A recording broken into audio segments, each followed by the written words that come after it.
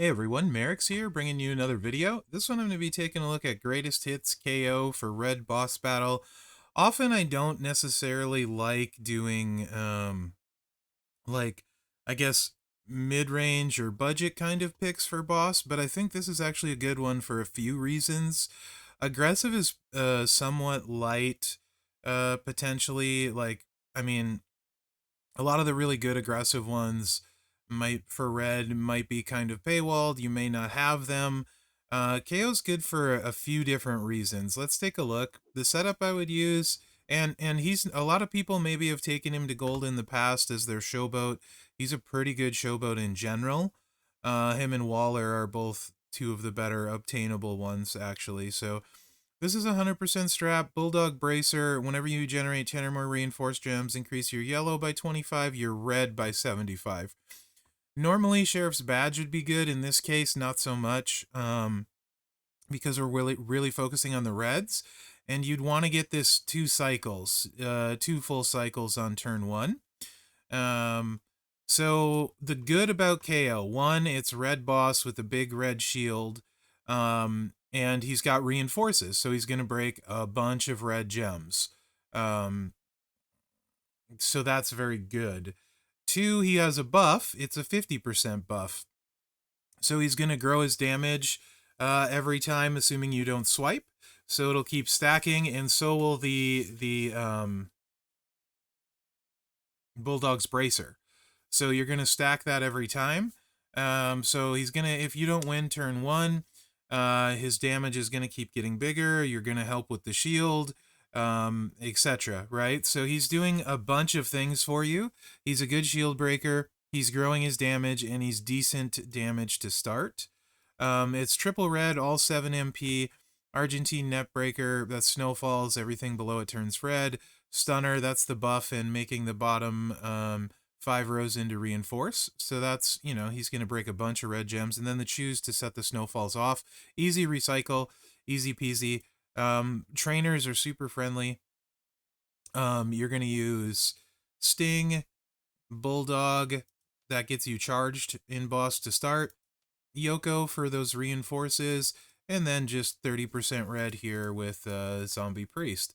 So really easy setup too. And a lot of people can run this. And this is him at silver. So we would double his damage and then apply that to the boss buff. So let's see what we hit for here. Really easy gameplay loop. And then you just choose across the top. And it should generate more than 50 red gems on the shield. So quite good there. And that was 17 million. So that would be 34 million at gold. And then with taking the red buff into account, so about 200 million on a cycle. The second cycle will hit harder. Probably at least 300 million on the second cycle. So assuming, and it'll be tight because there is a choose, but it's fairly, and a combo, but it's fairly fast animations. So this is a little bit slower, but assuming you can get 2 moves down, you're probably doing at least 500 million turn one. But you'll have to hustle. Plus, if it gets to turn 2, you're going to hit harder, and then you'll be also breaking the shield as it buffs itself too. So I do think this is a really, really solid setup on a card that everybody has if you've been playing, since his month he was free. So yeah, I'll just run it one more time for you guys. Give me more time to talk about it. I think he's, like I said, he potentially, assuming you can get his moves off 2 cycles, which it will be close, but I think you probably can if you hustle.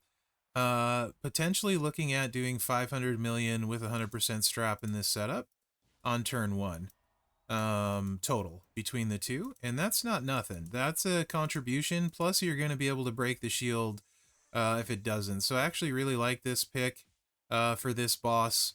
I think it's really good on multiple levels. These are the kind of picks that I like. So obviously, if you have Powerhouse Austin, you're gonna want to use Austin.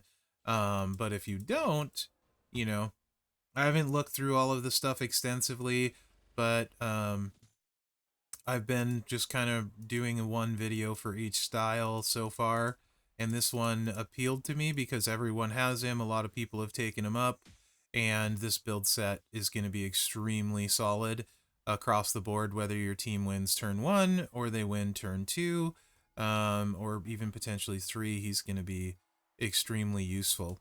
So I think he's a very solid, very underrated sleeper pick, if you will, for this boss. So let me know what you think in the comments. Hopefully you enjoyed this video. And yeah, remember to like, subscribe, and share because that really helps me out. Other than that, guys, good luck out there. I really like this KO. Really, really like him. I've always liked this card. Super fun.